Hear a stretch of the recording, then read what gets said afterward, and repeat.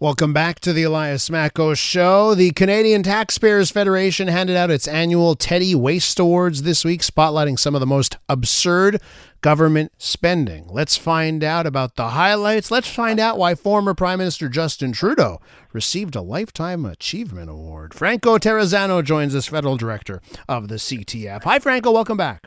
Hey, happy to be on with you and happy Friday. Happy Friday. Let's talk about the waste. Oh, I want to save Trudeau for just a little bit later, okay? The Lifetime Achievement Award, we'll do that at the end. But so when you go across the country and you go to the provinces, you look at federal stuff, you look at it all. What took the prize this year? What took the prizes, the awards this year? Well, let's start out with the municipal one, just because to me it was so crazy. So the city of Calgary spent $65,000 so people can phone a river, right? Okay, explain this more. They spent $65,000 and they set up this 1-800 number. So when you dial the number, you could have this fake phone conversation with the Bow River, right? You would call in and there was this essentially a voice recording of what they thought a river would look like. Now, unfortunately, I can't play the recording on air for you, but, I imagine it went something like this. You've reached the Bow River. I can't take your call right now because I'm a river. Please leave your message after the sound of your tax dollars being flushed down the drain. Franco, now, is it tough? Like when you're trying to find these quote unquote winners, is the problem that there's dozens, hundreds of examples like this, or does this really stand apart?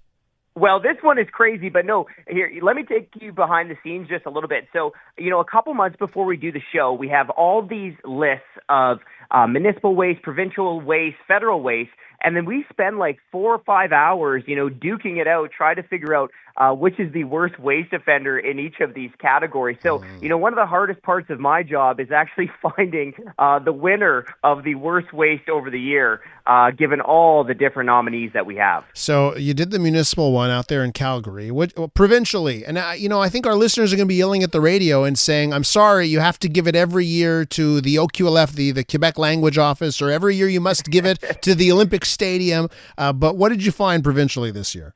Well, you know what? Quebec has traditionally been one of our most, let's say, successful waste offenders, right? We've even thought about just giving you guys your own category. You know what I mean? You've had some good ones. Yeah. But this year you're off the hook. This year the winner is New Brunswick. So they spent $77,000 on an 8-day trip to Europe to get Europeans to visit the province, right? To promote tourism in New Brunswick. They met with these, tour ad operators, whatever you want to call it. But the problem is that the ads were full of incorrect information about the province. So one ad said, spend time in St. John, the provincial capital. And it's not the provincial capital. It's not the provincial capital. Another ad suggests that St. John was the largest city in New Brunswick. Well, St. John is not the largest city. Moncton is. But here's some of the crazier details. They had an ad saying, check out the historic Martello Tower. Okay, well, that sounds pretty cool. But the tower has been closed for 9 years. Oh, boy. Another ad said, hey, come to the New Brunswick Museum. Well, the museum has been closed for 2 years. And then, did we find out why that was? Because to me, honestly, it sounds like they asked our AI, like those types of mistakes. Do we know why it was so bad?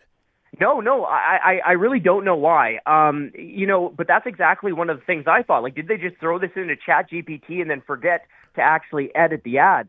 And another ad too said, bring your family to the Cherry Brook Zoo.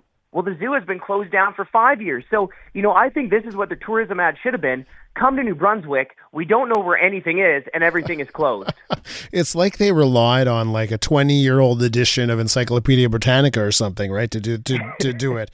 Okay, so that's the provincial stuff. Federally, who's the big winner federally this year? Well, this was a tough one because, we had the Department of National Defense as a nominee. They spent $34 million on sleeping bags that weren't warm enough for Canadian winters. We had Parks Canada. They spent $10,000. It took them 4 years to catch one bullfrog in British Columbia. But the winner was Global Affairs Canada. And they won really on just spending a lot of crazy stuff. But what really took the cake is that they're spending $51,000 a month on alcohol. On top of that, they spent $8,800 on a sex toy show in Germany. They spent $12,000 on a show where senior citizens in other countries talked about their sex lives in front of live audiences. And remember, this isn't even Canadian seniors. We've got Global Affairs Canada outsourcing old people sex stories. And, in my head, I'm like, well, how did all this spending get approved? And the only answer I can come up with is, well, maybe it's the $51,000 a month on alcohol. Can I ask you, is Global Affairs Canada like the USAID, the funny stuff we're finding out that the U.S. government was paying for? Would that be the easiest Canadian translation in your mind? It's probably the easiest Canadian translation. I'm not sure if it's exactly the same. I'm sure departments have different. But yeah, it's like the Department of Foreign Affairs. But a lot of this spending is under this broad umbrella of cultural diplomacy. But, I'm not sure we should be hosting senior citizen sex stories in other countries to be promoting diplomacy. You know what I mean? Yeah. Maybe it's working against ourselves. Okay, let's wrap up here with the Lifetime Achievement Award. You gave it to former Prime Minister Justin Trudeau. Why was he worthy of this quote-unquote honor? Well, I think he was very worthy. I'm not sure we'll ever see another one like him. I mean, look, there's the little stuff, right? Like dropping $220,000 on airplane food during a week-long trip to the Indo-Pacific. That's got to be a lot of chicken wraps, let me tell you. There was also, you probably remember a couple years ago, there was this big scandal of, who stayed in a $6,000 per night hotel suite during the Queen's funeral in London, England. Of course, we ended up finding out that it was Mr. Trudeau who billed taxpayers for a $6,000 per night hotel suite. Well, where else was he? Can I, and a guy that I get a lot of flack because I was so hard on Justin Trudeau over the last few years, but where else was he supposed to stay? Well, hey, look, we're not saying that the leader of a country should be staying at the Super 8. But, there's got to be a middle ground between a Super 8 by the airport and a $6,000 per night hotel suite. And, even the government, even Trudeau didn't want to admit that it was him, and because he knew that the spending was wrong. The government tried to bend the rules, tried not to release access to information records showing that it was Trudeau. We ended up filing a legal challenge and essentially forced Trudeau to come clean months after the story finally broke that it was him who stayed in that room. Another example, right? Trudeau spending $61,000 on Manhattan hotel rooms during an anti-poverty conference. But that's just the little stuff.